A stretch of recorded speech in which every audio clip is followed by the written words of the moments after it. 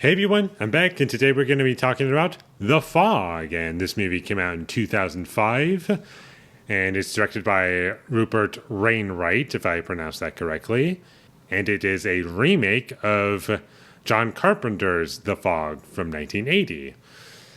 And I am a fan of the original film. I think that's a solid horror movie from 1980. It has a lot to appreciate within it, and although I do have some issues with it, there's enough things about it that I do like, and overall, I can watch that movie. This movie, on the other hand, while on paper you could possibly see a remake of it being done, and they did it, but unfortunately, I really tried to think about what was improved or even a single good thing about this movie. Nope, don't have any. Couldn't find one. I tried really hard, and this movie just got everything wrong. To start off, let's just talk about how loud this movie is, because there's lots of sound effects in this movie that are very over the top, and that's going to be something I'm going to be saying a lot. Over the top, because that just describes a lot of this movie. Just insane, ridiculous nonsense that doesn't make any sense. And because the sound effects are over the top, it makes it very difficult to take a lot of things seriously. For instance, there's an anchor underwater and it's like stuck underneath some rocks, and then they eventually get it unstuck and it makes like this ripping sound effect for some reason. I don't know why. And there's also like clashing tones in this movie. Like the opening scene is just like to establish the tone, and it shows you some, I guess, context or like a little hint of the past to kind of set the tone as to what you're in for, but it doesn't really do a good job at doing that. But even if we ignore how poorly executed that opening scene was, it feels completely different from what comes out after that. And we get a scene of just establishing the island, the location that this movie is set in, with a cover of Sugar We're Going Down by Fall Out Boy. Very odd music choices. And also, what was very strange about this movie is that they don't use the original theme from the 1980 film, which I found to be a little odd. I can understand it kind of somewhat because, this isn't really a franchise, and the Carpenter film, it's not like that iconic compared to like, I don't know, The Thing, where in that movie, I think at one point, like they tried to use the original theme, maybe at some point, I think. Yeah, towards the end of the movie, they did that. But in this movie, they don't do that. They just kind of do their own thing, and it does not complement the film. There's unnecessary jump scares in this movie for no reason. They drain out all of the tension within the scene, and also at points, they're kind of funny. Like, why would you do that? Like, a character just comes out of nowhere and just is yelling out like a crazy person, and I don't understand what that was about. There were also too many close shots in this movie. You don't really get a good sense of the location that you're in or what room characters are in or anything like that. It just feels very claustrophobic, and it's very distracting. There were also some really obvious dubbing at a couple points, and it was so obviously dubbed. It was really bad.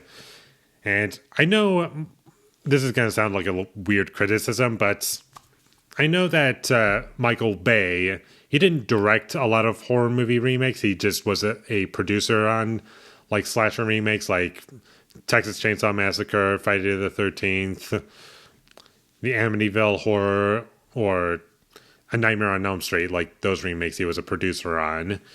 And despite him not being credited as a producer on this movie, I did get some Michael Bay vibes while watching this movie, just from the characters.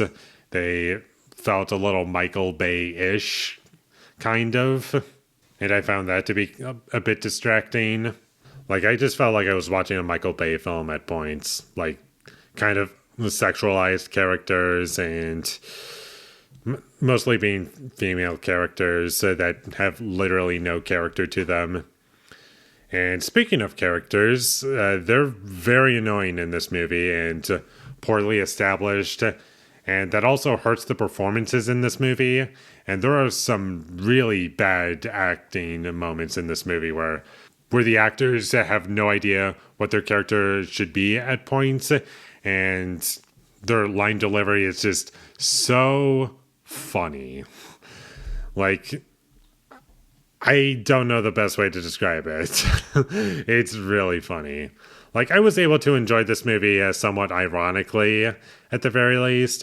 But this is also one of those movies where, whether or not you're a fan of the original, if you've seen it, this movie is simultaneously terrible and insulting.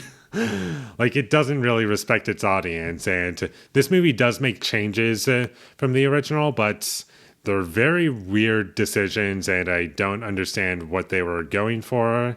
The changes that they do make don't add anything to the film. The visual effects in this movie look dated.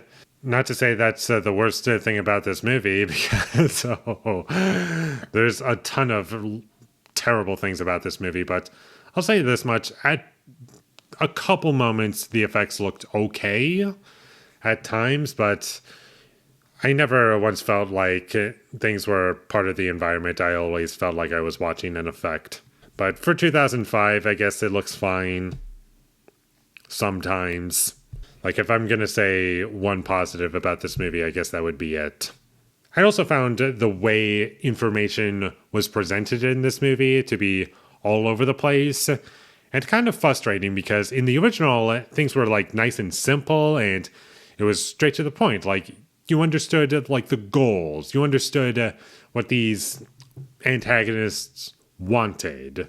But in this movie, you don't really get that.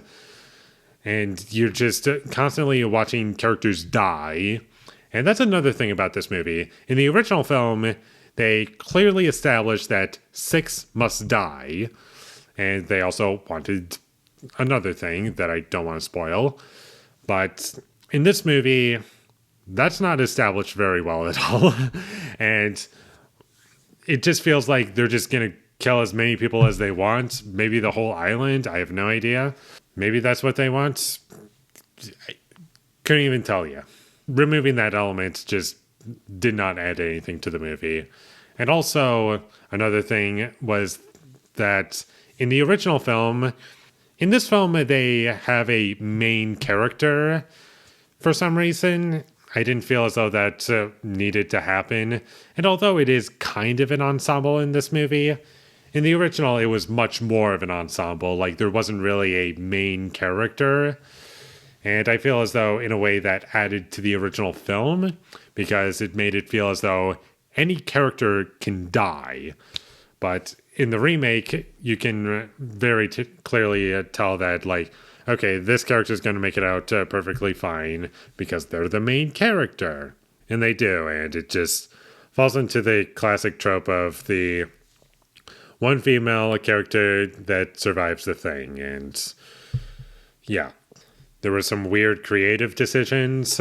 Like, for instance, you get a couple of POV shots of the fog moving around, and I kept thinking about Evil Dead whenever it did that. And to wrap everything up, the ending to this movie is just horrible. Doesn't make any sense, completely unearned, and it's just incredibly unsatisfying. I don't even know where that came from. And all in all, this is a terrible remake, one of the worst I've seen. Don't watch this movie. It's a complete waste of time, and I was able to enjoy it ironically, but outside of that, there was nothing for me here. So with all that being said, I'm going to give The Fog from 2005 a 1 out of 10. Thank you for watching my videos. As always, if you enjoyed this review, be sure to leave a like and comment down below you thought of The Fog, and my social media links, they will all be in the description, so follow me there. And last but not least, subscribe to be a part of Foley Nation, and I'll see you when I get my next review up, and that is going to be for Paranormal Activity 2. So look forward to that. But until I get that up, thank you for watching and have a great day.